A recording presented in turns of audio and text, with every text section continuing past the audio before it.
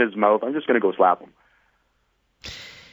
Now, you listened to the Todd Martin show the other day, and I guess you wanted a rebuttal on his comments about Ring of Hell.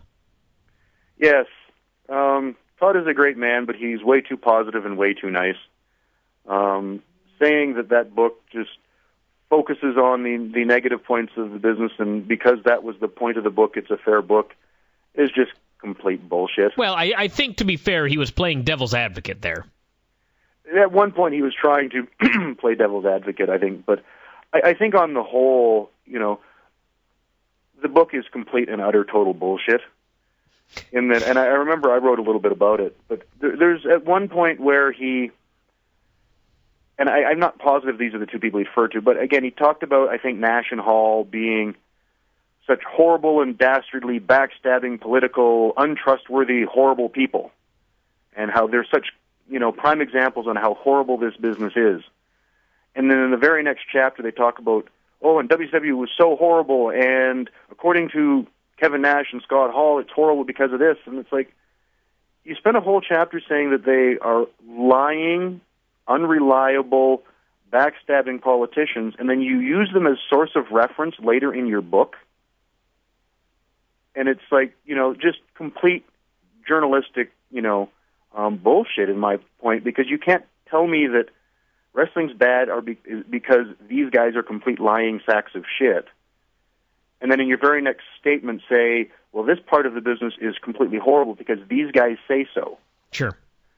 And I think also, too, and just another example of crap in the book was, again, to paint the wrestling industry as horrible as possible. He talked about how, the wrestling industry in Japan, it's owned by the Yakuza, it's like the Mafia, it's run by the crime. And then later on, probably in the same sentence or paragraph, he talks about how, the Yakuza is so powerful and evil that they control almost every business in Japan. And it's like, well, then it's not the wrestling industry. It's Japan you're damning, not the wrestling industry. It's just one of 1,000 industries in Japan controlled by the Yakuza. Sure. And I think I equated the book to, and I think the line that threw me the most is, his conclusion at the end that after looking at all this, anyone that would even consider getting into this industry, you have to question their mental health. Why would any sane person ever get into this industry? And I said the equivalent would be writing a story about the educational system and pointing out every single case of, when the teacher, sexually abuses a student, starts dating a student, or students that got bullied, students that got beat up in class, school shooting, that got their lunch money stolen, and concluding that any parent that would ever send their kid to a school is just insane. Yeah. Even if every example you use is true, it's such a biased and unrealistic statement about the industry. And it's sad, because if he wanted to write a damning book about the industry, he could have wrote a fair one that was pretty bad.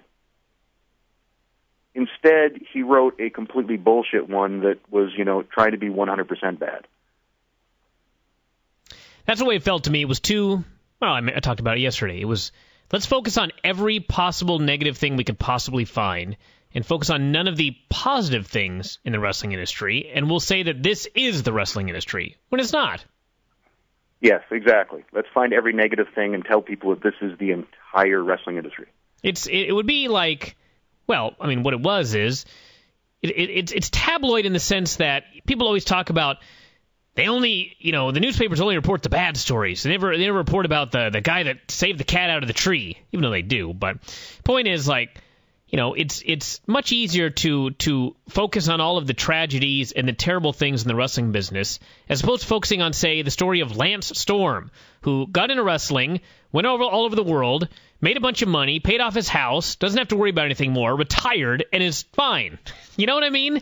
It's like, where was Lance Storm in Ring of Hell? He wasn't there. And I think even, too, just if he didn't do the big conclusion at the end, much like to justify at least the tabloids, where, again, okay, they want to run the story about Lindsay Lohan going to jail and Paris Hilton getting found with coke. At least at the end of the, TMZ show or everything, they don't conclude with Hollywood is the most horrifying place in the world. Anyone that tries to become a celebrity is just insane because you're all going to end up dead and in jail. Sure. Where, at least they will admit that, Mel Gibson is a bad example. Harrison Ford got married today. They'll report that, too. Yes. Let's talk a little bit about